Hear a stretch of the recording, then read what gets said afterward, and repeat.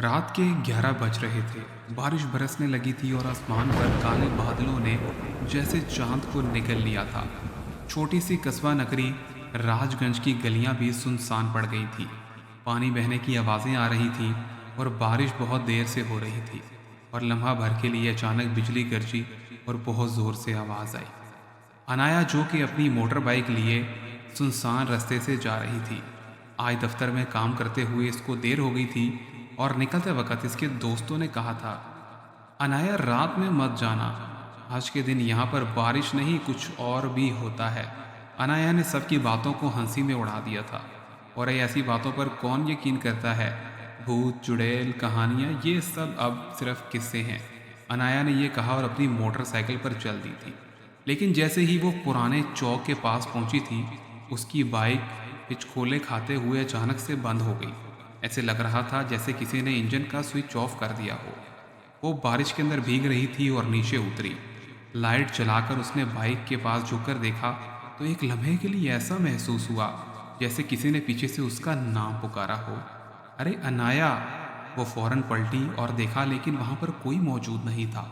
सिर्फ बारिश हो रही थी और बिजली की आवाज़ें आ रही थी। और उसने दोबारा से अपने कंधे पर बैग डाला और बाइक को सड़क के किनारे धकेलने लगी। इसकी बाइक अचानक चलते चलते रुक गई थी। बाइक स्टार्ट नहीं हो रही थी। और फिर थोड़ा ही फासले के बाद उसने एक पुराना मकान देखा। इस पुराने मकान पर एक हल्की सी तख्ती लिखी थी, जिस पर लिखा था, चतुर्वेदी विला, यहाँ मत आना। दरवाज़ा आधा खुला हुआ था और अंदर कुछ अंधेरा था। लेकिन बारिश की शिद्दत इस कदर ज़्यादा थी कि अनाया बाहर नहीं रुक सकती थी। उसने दरवाजे के अंदर धकेला और कदम रख दिया। अंदर से अजीब सी बदबू आ रही थी, जैसे पुराने कपड़े, गीली लकड़ियों और किसी जानवर के मरे होने की गंदी बदबू।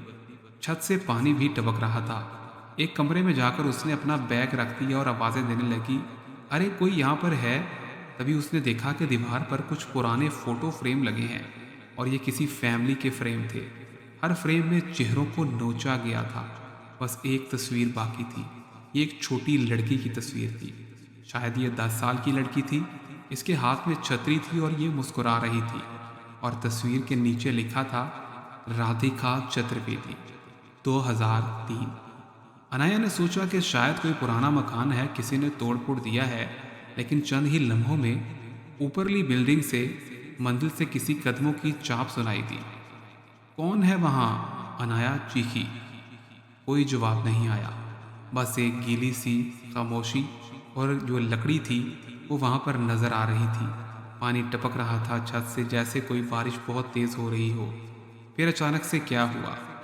बारिश में भीगा हुआ जिस्म ऊपर से नीचे उतरता हुआ नजर आया। अनाया का दिल धड़कने लगा। वो दरवाजे की जानिब भागने लगी थी, लेकिन दरवाज़ा बहुत तेज़ी से बंद हो गया। इसने बहुत ज़ोर लगाया, लेकिन कुंडी बंद हो चुकी थी। दरवाज़ा जैसे किसी ने बाहर से बंद कर दिया हो। फिर क्या हुआ? ऊपर से एक आवाज़ आई, मेरी छतरी कहाँ है? अनाया ने हिम्मत जुटाई और मोबाइल की अपने फ्लैश लाइट ऑन कर दी। सीढ़ियाँ बहुत ही पुरानी और टूटी और खस्ता हाल थी। और उसके ऊपर एक लंबा कॉरिडोर भी था। हर तरफ टूटे हुए दरवाजे, वो सीधा सा मकान लग रहा था। फिर से वही आवाज़ आई, मेरी छतरी मुझे दे दो। और सामने कमरे का दरवाज़ा आहिस्ता आहिस्ता खुद ब खुद खुल गया। जब उसने देखा तो सामने एक खौफनाक लड़की खड़ी थी और बहुत ही ज़्यादा अंधेरा था। इसके मुंह से खून टपक रहा था और इसने एक ही आवाज़ में कहा, और ये कहा, मुझे बारिश बिल्कुल पसंद नहीं थी। इन्होंने मुझे बारिश में यहाँ पर बंद कर दिया था। अनाया चीखने ही वाली थी कि अचानक से उसकी फ्लैश लाइट भी बंद हो गई। कमरा अंधेरे में डूब गया था। फिर इसके कंधे पर किसी ने हाथ रखा, ठंडा, गीला, कपकपाया हुआ हाथ। और फिर एक जोरदार चीख आई और आवाज़ आई, अब तू भी मेरे साथ ही भीगेगी। अगले दिन पुलिस को राजगंज के इस पुराने विला के बाहर एक टूटी हुई बाइक मिली थी। ये किसी और की नहीं, अनाया की बाइक थी। और इसको ये छोटी चुड़ैल नामी लड़की खा चुकी थी और इसका कत्ल कर चुकी थी। फिर यानी शाहिदीन कहते हैं कि यहाँ से अब कभी कभी बहुत ही ज़ोरदार आवाज़ें आती हैं। एक भीगी हुई लड़की कभी कभार नज़र आती है, जैसे छोटी बच्ची अपनी छतरी थामे खड़ी है और कहती है, मुझे बारिश पसंद नहीं है। क्या तुम्हें बारिश पसंद है? तो कमेंट्स में ज़रूर लिखो और सब्सक्राइब करो।